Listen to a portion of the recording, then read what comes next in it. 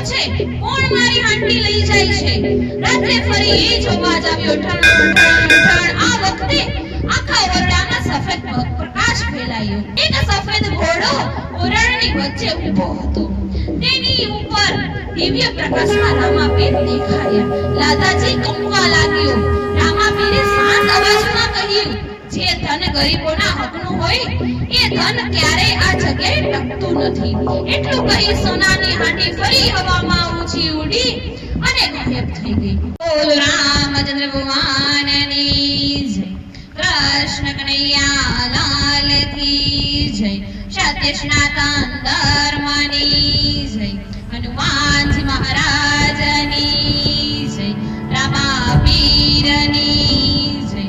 તો ચલો આજે આપણે રામાપીરની બીજ છે એટલે આપણે રામાપીરની વાર્તા કરવાની છે રાજસ્થાનના સુકારણમાં આવેલું એક નાનું ગામ આ ગામમાં લોકો ગરીબ હતા પણ દિલથી સારા હતા ગામની બહાર એક જૂનું અને અડધું તૂટેલું મંદિર હતું ત્યાં લોકો દર સાંજે રામાપીરનું નામ લઈને દીવો કરતા હતા પણ એ ગામમાં એક માણસ એવો હતો કે જેને માત્ર ધનની જ લાલચ હતી તેનું નામ હતું લાદાજી લાદાજી ગામનો સૌથી ધનિક વેપારી હતો પણ લોકો કહેતા કે એના ઘરમાં પૈસા છે પણ મનની શાંતિ નથી લાદાજીએ ગરીબોને મદદ કરતો નહીં ભિખારી દરવાજે આવે તો પણ ખાલી હાથે પાછો મોકલી દેતો એક દિવસ ગામમાં એક વૃદ્ધ સાધુ આવ્યો સફેદ કપડામાં હાથમાં લાકડી અને આંખોમાં અજબ તેજ હતું સાધુ સીધો લાદાજીના દરવાજે ગયો તેણે ધીમા અવાજે કહ્યું બેટા 3 દિવસથી ભૂખ્યો છું થોડું ભોજન આપને લાદાજી ગુસ્સે થઈને બોલ્યો હું કઈ ધર્મશાળા ચલાવું છું જાવ અહીંયાથી સાધુ શાંતિથી હસ્યો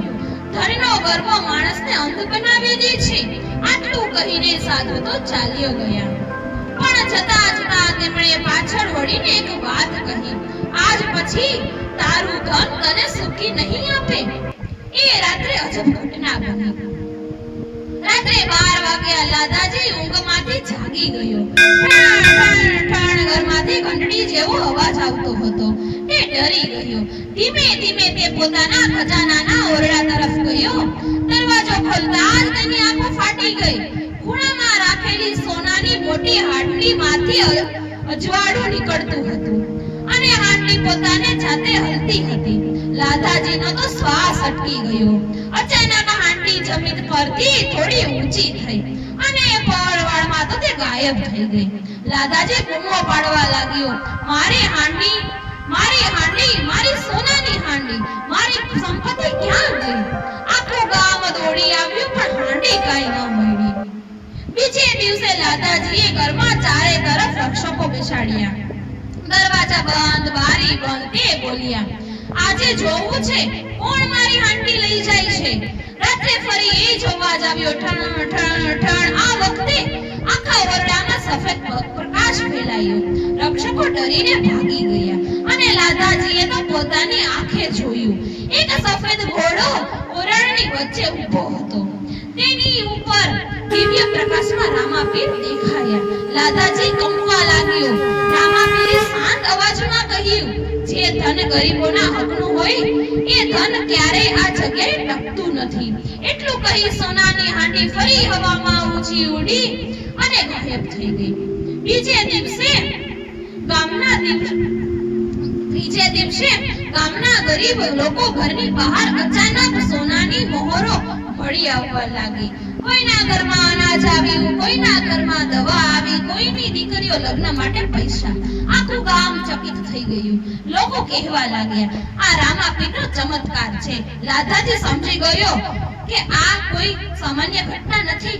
તે સીધો ગામ બહારના જૂના મંદિરે ગયો ત્યાં એ જ વૃદ્ધ સાધુ દીવો કરતા રહ્યા હતા લાદાજીને તેના પગમાં પડી ગયો મને માફ કરો મેં ગર્વ આવીને ગરીબોનું દુઃખ આપ્યું સાધુના ચહેરા પર સ્મિત આવ્યું એ પળમાં સાધુનું રૂપ બદલાઈ ગયું લાદાજીએ જોયું સામે સ્વયં રામાપીર ઊભા હતા આખું મંદિર પ્રકાશથી ઝગમગી ઉઠ્યું રામાપીરે કહ્યું એનો સાચો અર્થ દાન છે જે